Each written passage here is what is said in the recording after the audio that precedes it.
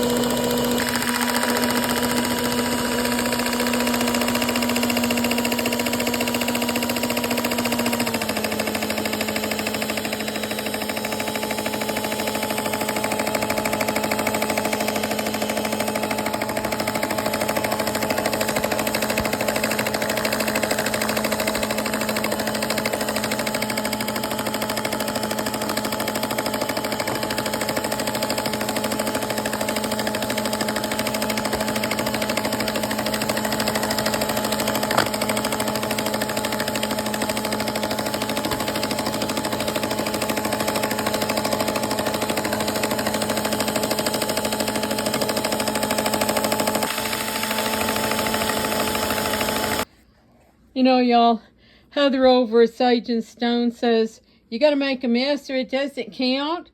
Well, I guess I count really big time this week because we have made some huge, tremendous messes this week playing with all this milk and cream. So, I did it, Heather. I did remember after that first batch, you aren't supposed to use your hands. You are supposed to use your wooden butter paddles, and I do have a couple of, they're kind of like wooden spatulas. They're not super flat, but they aren't a bowl like a spoon. But this is not as easy as using my hands was. So, but the idea is your hands are warm and that makes the butter kind of melt. So it is better. It's just harder to do. Okay. I had to go do chores, so I put the butter in the refrigerator, and I can still see, I don't know if that's showing up, when I press it, I'm still getting a little bit of liquid squeezing out, so I got to keep pressing and squeezing the buttermilk or the water out of it, and because my understanding is if you leave buttermilk in the butter will spoil quickly. So this takes 2 hands, guys. So I had to go do chores, so I stuck the butter in the refrigerator, and so it's pretty stiff and kind of hard to work with. This might be a little easier if it was a little bit warmer, a little softer, but I don't know, it might be worse. It might not be as get it out as good, I don't know, because I do think that this is probably the first time in my life that I have ever tried to make butter. And I'm just absolutely thrilled I have butter. So, yeah. I'm happy. I know y'all can't really see what I'm doing. All I'm doing is I'm mashing the butter up against the side of the bowl to kind of squeeze out any water or buttermilk that might still be in the mass. And I don't know how that could happen because it looks like it's solid, but it's not. So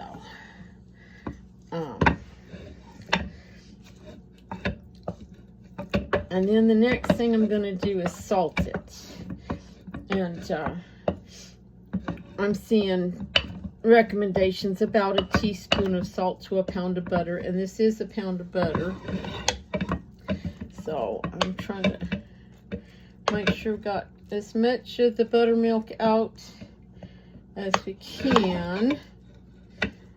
And a little bit out of there. And I'll show you. So there is a little tiny bit of buttermilk there in the bottom of the bowl. I'll try pressing a little bit more and then I'm going to salt it. Like I said, I have never done this before, so I'm experimenting with different things. And I've kind of smashed this better around the outside of the bowl. I'm going to sprinkle salt over it to try and make sure that it's in there evenly. And then I'll mix it together. Oh boy. I thought I was recording, so I guess we'll do this all over again. I have some little Pyrex dishes. I have mixed the salt into the butter, and I am smearing a smidge into the little container as hard and tight as I can so that there's like no air pockets. That's what I'm going for, is no air pockets. I'm still squeezing out just a tiny bit of moisture here and there, but I don't think that that's going to be too big of a deal. They say if you leave too much buttermilk in the butter, it spoils quickly, but I don't think that this is going to have a chance to spoil because it is just absolutely so delicious. There's some, I mean, yum, yummies. What did I end up with for all of this work? This has been like 2 days worth of work here. Let's check this out. So we started out with around between 8 and 9 gallons of milk, and I did lose 5 quarts on the floor when the cream separator cut loose. I'll link that video down below in case you missed that one. And so I'm not for sure exactly how much milk we started with, and then I lost track, but I did get almost a gallon of cream. Was like probably between half a cup and a cup short of a gallon. And this is what I've ended up with.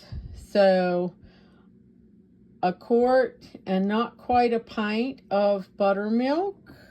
Okay, there's probably still some little bits of butter in there. I just haven't figured out how to get it all out.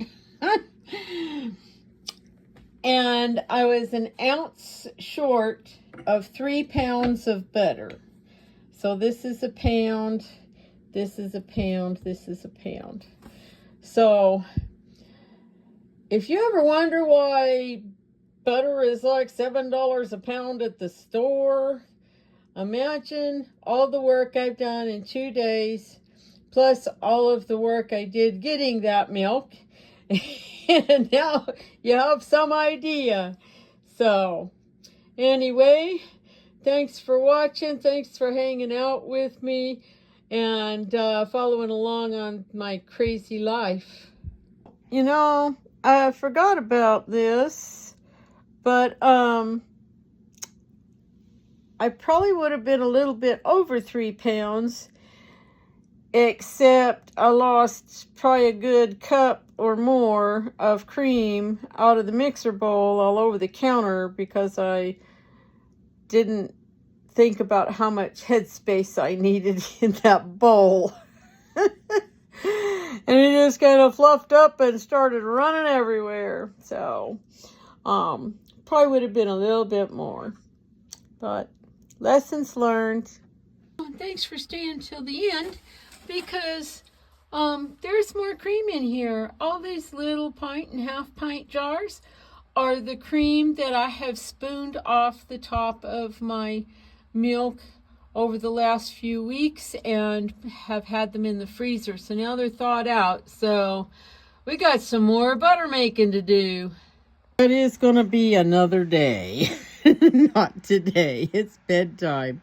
And I still got to wash dishes.